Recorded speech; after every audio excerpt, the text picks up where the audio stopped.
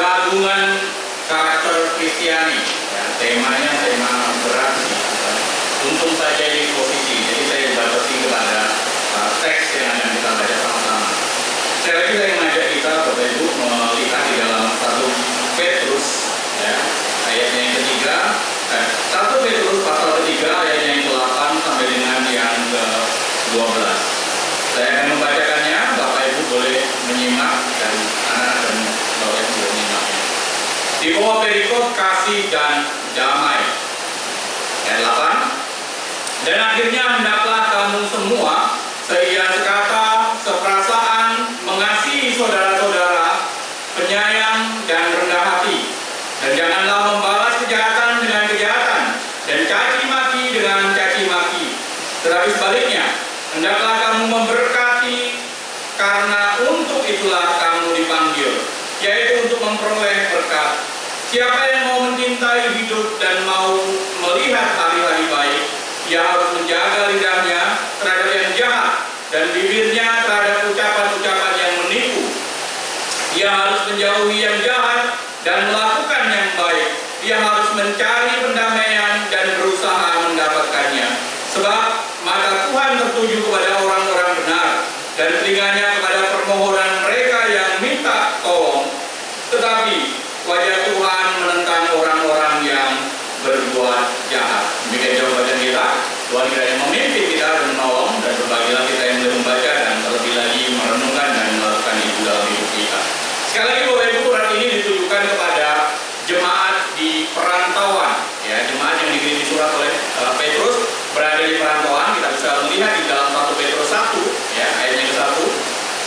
Mereka itu sangat membutuhkan petunjuk dan pedoman praktis di dalam menjalani hidup Kristiani mereka. Ya, apalagi kalau kita perhatikan tantangan hidup di perantauan bukan sesuatu yang mudah. Ya, tantangan hidup perantauan, ya, itu muncul baik yang dari luar sana maupun dari dalam sendiri. Ya, itu menjadi tantangan tersendiri buat jemaat-jemaat yang ada di perantauan. Nah, kepada mereka itulah kemudian Petrus itu memberikan nasihat yang bersifat praktis untuk hidup mereka sebagai orang percaya. Ya, sebelumnya sudah ditunjukkan tentang tanggung jawab ya, secara umum maupun secara khusus di dalam keluarga. Ya, sebelumnya kita lihat tanggung jawab budak misalnya, ya, di dalam keluarga, tanggung jawab istri, kemudian tanggung jawab suami, ya, dan seterusnya. Dan sekarang kita melihat bagaimana bukan sekedar tanggung jawab, tetapi bagaimana cara berrelasi yang sudah ditunjukkan oleh Petrus, ya, cara berrelasi di dalam keluarga Allah itu, di dalam sesama orang percaya maupun berhadapan dengan orang di luar komunitas mereka. Ya. Nah, Rasul Petrus kemudian memberikan nasihat-nasihat praktis kepada mereka. Ya, kita akan melihat lebih lanjut tentang bagaimana Petrus menuntun jemaat ini, ya, dengan nasihat-nasihat praktisnya, ya, nasihat apa yang diberikan, dan dari nasihat-nasihat inilah kita sudah tahu bagaimana Petrus itu membentuk sebuah karakteristik yang Kristiani yang agung tadi itu. Ya. Karakteristik yang pertama yang ditunjukkan oleh Petrus adalah bagaimana umat Tuhan secara praktis itu harus hidup di dalam solidaritas, ya, hidup di dalam sepenanggungan, ya, solidaritas sepenanggungan. Baik, menghadapi susahnya hidup di perantauan, saya pikir, ya, Petrus menganjurkan kepada mereka untuk hidup itu dalam solidaritas, ya. Hidup itu harus penuh solidaritas dengan sesama orang-orang di perantauan, ya. Dengan solidaritas itu, ya, mereka bisa sama-sama merasakan beban apa yang dirasakan orang lain, merasakan beban, ya, apa yang kemudian dirasakan teman-temannya atau tetangganya atau orang dalam komunitasnya, sehingga beban itu menjadi ringan kalau ditanggung bersama-sama, ya. Apalagi, ya, kalau misalnya ada dukungan ekonomi maupun sosial, misalnya kalau jemaat, ya, jemaat yang lain tidak punya beras misalnya, lalu kemudian, ya, yang punya beras memberkatinya, itu dukungan bagian dari solidaritas tadi. Belum lagi bicara tentang dukungan emosional, bagaimana ada perasaan sepenanggungan bahwa kita ini sama-sama orang yang merantau dan harus saling menjaga dan seterusnya. Baik-baik terkasih dalam Tuhan, sebuah literatur menyebutkan, ya, ada kelompok rekan-rekan Tionghoa dari Singkawang yang tahun pergi ke Jakarta Barat, ya, membangun hidup mereka yang kemudian di perantauan, ya, yang baru.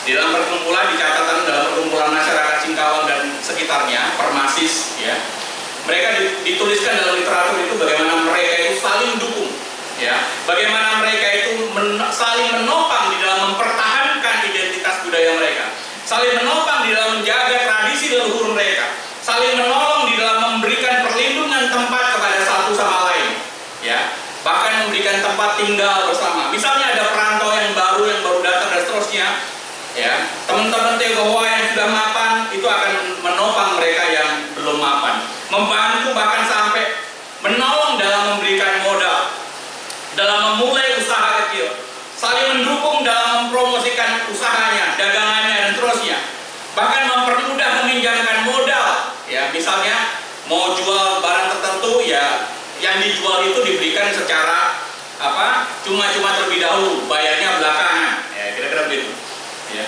Membangun, menopang dan menyokong, ya, orang-orang sesukunya, ya. Bapak-Ibu terkasih dalam Tuhan, sikap dan tindakan yang saling dukung seperti inilah yang kemudian Petrus inginkan jemaat perantauan itu miliki, ya. Inilah yang dimaksudkan Petrus sebagai sikap hidup di dalam solidaritas tadi itu, sepenanggungan tadi itu, ya. Inilah yang Petrus maksudkan, ya. Nah, Petrus kemudian kalau kita lihat lebih detail menjelaskannya di dalam beberapa kata, beberapa istilah. Misalnya kita harus seia sekata, harus seperasaan, harus mengasihi saudara-saudara, harus penyayang, harus rendah hati dan seterusnya. Sebuah sikap yang kemudian ditujukan untuk relasi ke dalam, ya. Nah, kita akan lihat beberapa istilah tadi satu persatu, ya. Pertama dari istilah seia sekata. Dan akhirnya hendaklah kamu semua seia sekata, seperasaan, mengasihi saudara-saudara, penyayang dan rendah hati. Bapak Ibu yang terkasih di dalam Tuhan, Petrus mengajak jemaat untuk memiliki seia sekata, ya. Dalam bahasa aslinya itu terjemahan literal boleh dikatakan sebagai memiliki kesatuan pikiran, ya. Memiliki kesatuan pikiran, ya. Mungkin walaupun mereka berasal dari latar belakang yang sama, mungkin dengan pemikiran-pemikiran atau konsep atau latar belakang yang berbeda, ya. Tetapi mereka, kata Petrus, harus memiliki satu pemikiran, ya. Nah, kesatuan pemikiran yang dimaksudkan oleh Petrus itu tidak berarti bahwa semua orang itu harus seragam dalam pemikirannya, ya. Satu pemikiran yang dimaksudkan Petrus, ya, itu adalah sebuah keselarasan batin, ya. Kita ini sama-sama perantauan loh. Kita ini sama-sama umat percaya loh. Kita ini sama-sama harus menjadi berkat loh. Kita ini sama-sama harus melayani loh. Kita ini harus sama-sama menjadi kesaksian loh. Kita ini harus memiliki tujuan, yaitu Kristus loh. Itu yang Paulus ingin, itu yang Petrus inginkan, ya. Beberapa penerjemah menggarisbawahi, komentar ini menggarisbawahi bukan hanya bicara tentang tujuan yang sama sebenarnya, tapi juga bicara tentang fokus pada iman yang sama, ya. Seia sekata yang dimaksudkan tadi adalah bicara tentang fokus pada iman yang sama. Seia sekata tadi bicara tentang bagaimana orang itu bisa memiliki komitmen yang sama. Itulah yang dimaksudkan Petrus dengan seia sekata, ya. Kita dari berbagai latar belakang yang berbeda, ya, 100 kepala, 100 pendapat, 100 keinginan, 100 mau dan seterusnya, ya. Tetapi ada satu hal yang bisa menyatukan kita, yaitu Kristus itu sendiri. Kalau hidup kita arahkan kepada Kristus, maka kita memiliki kesatuan tujuan yang sama. Kalau hidup kita arahkan kepada Kristus, kita memiliki kesatuan hati untuk melayani bersama, untuk jadi saksi bersama dan seterusnya. Itulah yang mengikat keluarga umat percaya, baik di era Petrus mengirimkan suratnya maupun hari ini, ya. Nah, kalau kita perhatikan teladan seperti ini juga teladan yang sebelumnya sudah ditunjukkan oleh gereja di Antioquia, jemaat mula-mula itu, ya. Jemaat yang terdiri bukan saja orang Yahudi, tetapi juga orang Yunani, ya, tetapi mereka bisa hidup bekerja sama, ya, saling menopang satu dengan lain. Kenapa? Karena memiliki seia sekata tadi. Kenapa? Karena memiliki komitmen yang sama tadi. Kenapa? Karena memiliki, ya, tujuan yang sama tadi. Ya. Karena kasih mereka kepada Kristus. Dan ini juga kiranya menjadi teladan buat kita. Hidup dalam solidaritas, hidup di dalam solidaritas, ya. Itu menjadi hal pertama. Ya.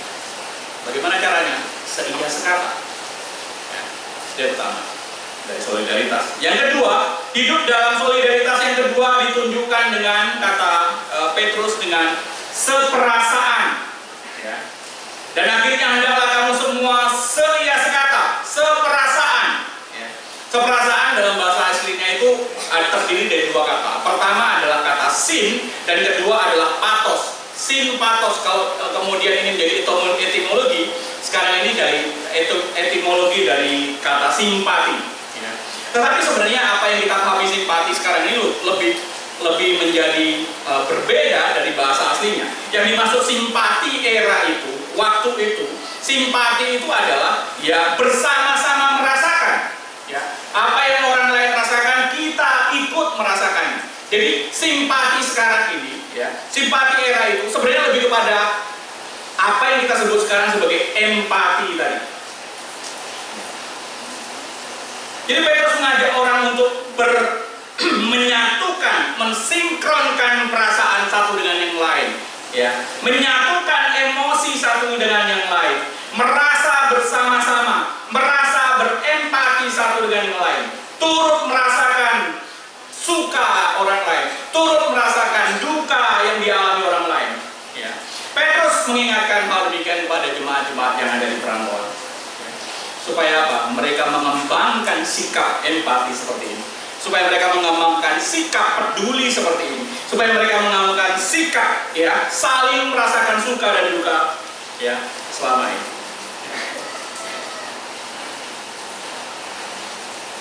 Karena tidak mudah hidup di perantauan. Dan itu butuh sokongan, butuh dukungan. Jemaat yang seringkali terisolasi, mengalami kesulitan, ya, sangat membutuhkan dukungan dari orang lain. Jemaat yang seringkali, ya, mengalami masalah, ya, sangat tertolong kalau ada orang kemudian seperasaan dengan dia, berempati dengan kondisinya. Bukankah kita juga sama sebenarnya? Bukankah kita akan merasa bahagia ketika kita bisa dimengerti orang lain? Bukankah kita juga akan merasa tenang ketika apa yang jadi keluh kesah kita didengarkan orang lain? Dan orang lain bisa merasakan seperti apa yang kita rasakan, bisa memahami apa yang sedang kita rasakan. Inilah yang kemudian Petrus maksudkan, satu perasaan, seperasaan, mensinkronisasi perasaan. Bapak, di gereja Yerusalem mengembangkan, ya, pola seperti ini.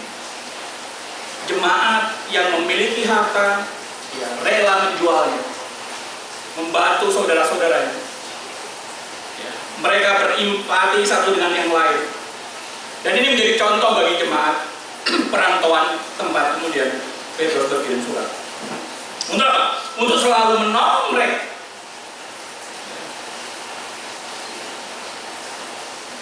Applicable nggak sekarang ya? Masih relevan nggak?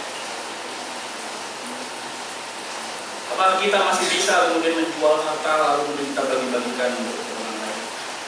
Mungkinkah misalnya ketulusan yang sama era itu kemudian kita kembangkan hari ini?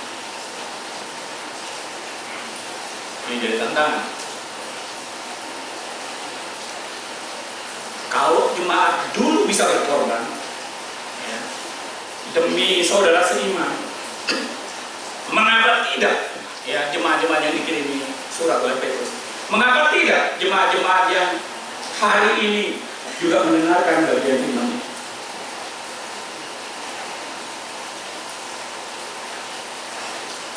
Tentu tidak literally kemudian menjual harta kita ataupun yang kita bagikan.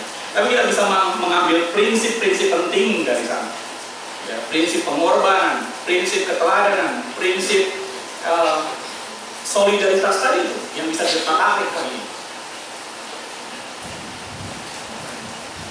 Karena konteksnya sudah berbeda. Tetapi setidaknya Bapak Ibu, dari bagian ini, dari bagian solidaritas ini, kita ditunjukkan betapa Kristen itu memiliki sesuatu karakteristik yang agung.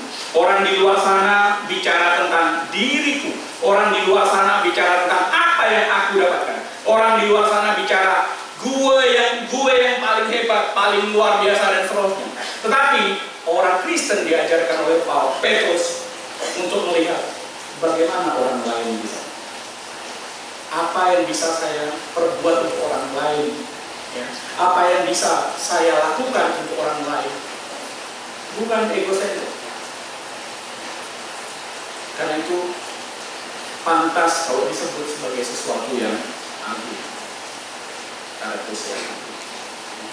Begitu juga karakteristik yang lain kalau kita lihat bicara tentang kasih persaudaraan, ya, tentang filio, ya, tentang adelphos filio, tentang kasih persaudaraan. Begitu juga tentang penyayang dan seterusnya. Ya, saya tidak menguraikan satu persatu yang bagian itu. Nah, selanjutnya kita akan melihat bagaimana karakteristik agung yang kedua. Ya. Kalau tadi bicara tentang solidaritas, sekarang bicara tentang bagaimana orang bisa memberkati ketika dia dianiaya. 1 Petrus 3 ayat 9, dan janganlah membalas kejahatan dengan kejahatan atau caci maki dengan caci maki, tetapi sebaliknya, hendaklah kamu memberkati, karena untuk itulah kamu dipanggil, yaitu untuk memperoleh berkat. Ya. Yaitu kaitannya sekarang dengan relasi dengan yang di luar sana. Ketika seorang dijahati, ya, respon normal orang adalah marah. Ketika orang dijahati, respon normal orang adalah kesal. Ya. Ketika orang dijahati, respon normal orang adalah membela diri. Kalau tidak bisa untuk mengonfrontasi orang itu di depan orang lain, di depan dirinya, lalu kemudian orang akan mencari dukungan untuk melakukan perlawanan. Tujuannya yang membalas tindakan kejahatan. Itu naluri manusia yang alami. Ya. Itu sesuatu yang natural. Ya. Itu sesuatu yang wajar bagi orang-orang pada umumnya. Kalau lu jahat teman gue, ya gue bisa lebih jahat dari lu. Ya. Lu jual, gue beli. Bahkan gue borong. Ya, kata orang Betawi di sini. Tetapi lihat, bukan dengan jemaat mula-mula. Kepada orang yang di perantauan tadi itu, jemaat yang di perantauan tadi itu, Petrus justru mengingatkan sebaliknya. Bukan gigi ganti gigi, bukan kejahatan diganti kejahatan, bukan caci maki diganti caci maki, tetapi gigi diganti dengan memberkati.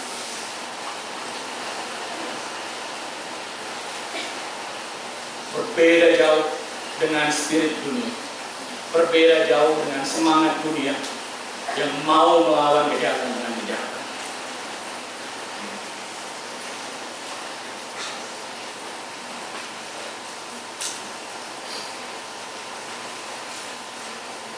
Memang ya, orang-orang di perantauan mengalami sesuatu yang sulit. Mereka sering kali dijahati. Ya. Kadang-kala kalau orang terus-menerus dijahati, ya, katanya orang jahat itu muncul dari orang baik yang tersakiti. Siapa? Quote-nya Joker ya? Katanya begitu. Itu bagian dari pembenaran saja. Jahat ya jahat. Ya. Bapak Ibu yang terkasih dalam Tuhan. Ya. Alih-alih kemudian Petrus itu menyarankan untuk membalas, Petrus itu mengajak, berkatilah mereka, doakan mereka, ya. Berkatilah orang-orang yang sudah berbuat jahat terhadapmu, ya. Mendiskriminasikan, ya. orang-orang yang sudah meminggirkan, dan seterusnya. Berkatilah mereka. Bapak Ibu, ini tidaklah mudah. Akhirnya, masih ya.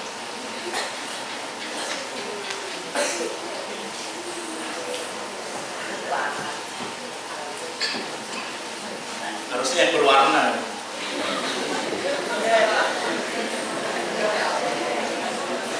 Masa gelasnya belum berwarna? Oke. Baik-baik yang terkasih dalam Tuhan. Ya. Bukan mudah kemudian membela diri ya dengan memberkati tadi.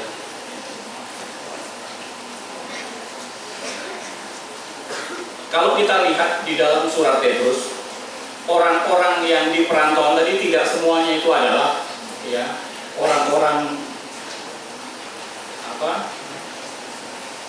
hamba. Tidak semuanya budak. Ya, walaupun Petrus menyebutkan ada budak di sana yang harus mengikuti aturan, tapi juga ada banyak orang merdeka. Artinya apa? Orang merdeka pun mereka juga punya kemampuan. Orang merdeka, mereka punya kekuatan, mereka punya strategi, mereka punya daya, mereka punya kuasa untuk melakukan perlawanan, untuk melakukan pembalasan. Tetapi bukan itu yang kemudian Petrus ajarkan. Yang Petrus ajarkan adalah seperti yang Stefanus lakukan. Ketika Stefanus dirajam batu, ia tidak membalas dengan kebencian. Ketika Stefanus dirajam batu, dia justru berdoa bagi orang yang merajam dirinya. Ini contoh yang luar biasa. Dan saya pikir ini adalah bagian dari karakteristik agung yang tadi. Dan kita juga belajar dari pengorbanan Kristus yang seperti ini. Ketika Kristus disalib, apakah dia tidak bisa turun dari salib? Ketika Kristus dianiaya, apakah dia tidak bisa memerintahkan malaikat untuk menghancurkan orang-orang yang menganiaya dia? Di Ibrani jelas menjelaskan, ya, malaikat itu adalah alat-alat yang dipakai Tuhan untuk melayani orang-orang percaya. Tetapi malaikat juga di tangan Tuhan, di tangan Kristus, itu seperti debu. Ya. Meskipun dicatat dalam Ibrani juga hanya satu titik, kemudian seolah-olah malaikat itu lebih tinggi daripada Tuhan Yesus. Ya, karena Yesus mengalami maut dan malaikat tidak mengalami maut. Tetapi malaikat bukan apa-apa. Bukankah dia bisa memerintahkan malaikat untuk menghancurkan dia? Orang-orang yang kemudian mencabut dia, orang-orang yang kemudian menyalibkan dia. Dia punya kuasa. Tetapi kalau kita perhatikan Bapak Ibu, Kristus tidak melakukannya. Dan inilah penyangkalan yang sesungguhnya. Dan penyangkalan seperti inilah yang kemudian ditunjukkan oleh Kristus. Kamu dianiaya? Ya. Kamu bisa melawan balik dia? Bisa. Tetapi jangan kamu lakukan. Tapi berkati dia, doakan dia. Itu yang diperintahkan oleh Kristus. Mudah? Tidak mudah. Tidak mudah.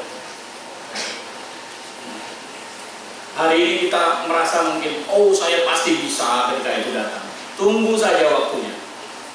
Ketika imanmu sudah mumpuni dan Tuhan memberikan ya, ujian cobaan itu kepadamu.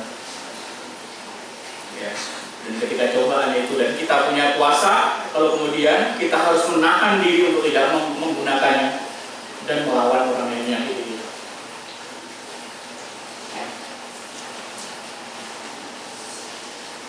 Karena itu betapa penting bergantung sepenuhnya kepada Tuhan. Betapa penting menjaga diri. Bukan hanya soal diri yang diselamatkan, tetapi Kristus yang diwartakan. Ketika orang, misalnya kita melawan, misalnya orang di perantauan itu melawan, apa jadinya pandangan orang terhadap orang Kristen? Apa jadinya pandangan orang terhadap Kristus? Apakah kemudian orang ini akan menjadi batu sandungan atau tidak? Maka Petrus menyadarkan mereka, bukan soal dirimu, bukan soal diri kita, tetapi Kristus yang kemudian diwartakan melalui hidupmu, itu yang perlu diperhatikan.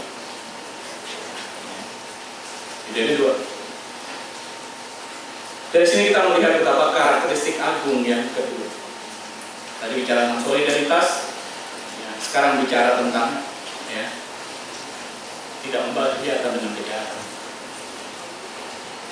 Ya, beda sekali dengan dunia sana. Beda sekali dengan luar sana.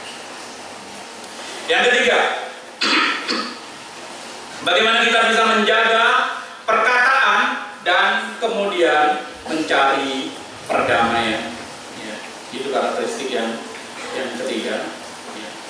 Jaga lidah, ya. Jaga lidah, jaga lisan lebih tepatnya. Ya. Ayat 10, siapa yang mau mencintai hidup dan mau melihat hari-hari baik, ia harus menjaga lidahnya, terutama yang jahat dan terhadap yang jahat, dan bibirnya terhadap ucapan-ucapan yang menipu. Ia harus menjauhi yang jahat dan melakukan yang baik. Ia harus mencari perdamaian dan berusaha mendapatkannya.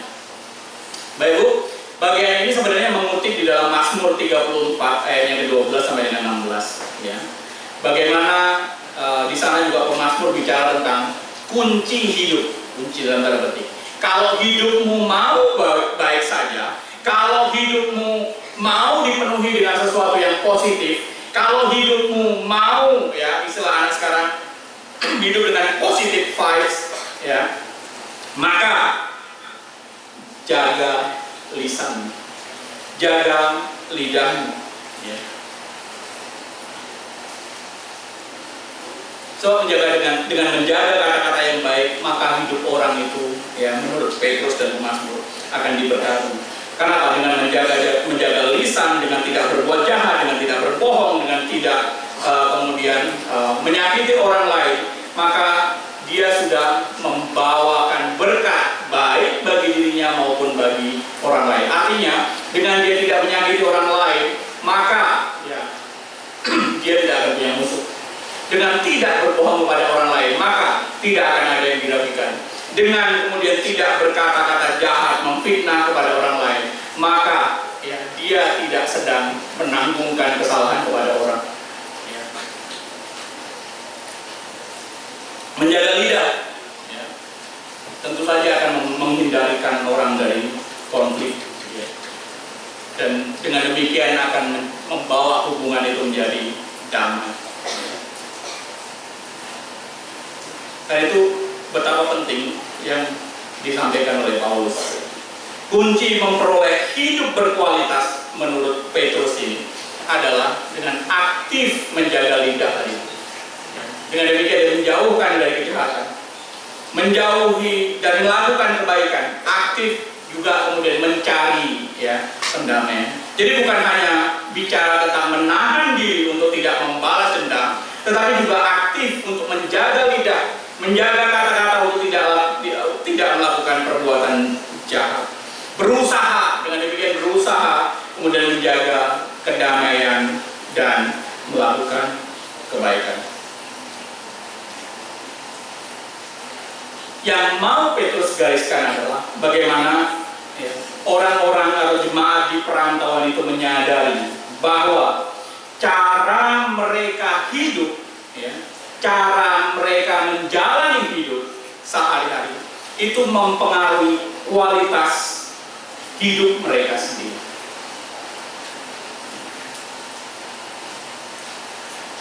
Cara menjalani hidup, cara mengelola lidah, ya, cara menjaga lisan itu mempengaruhi terhadap diri mereka sendiri, ya, mempengaruhi terhadap kualitas hidup mereka sendiri.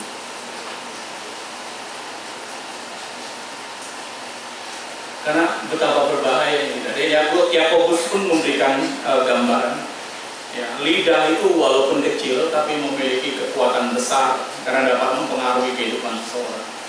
Ya, dalam Yakobus 3 ayat 2. Ya, di Mazmur juga banyak menyebutkan lidah itu seperti ya, kendali kapal dan seterusnya.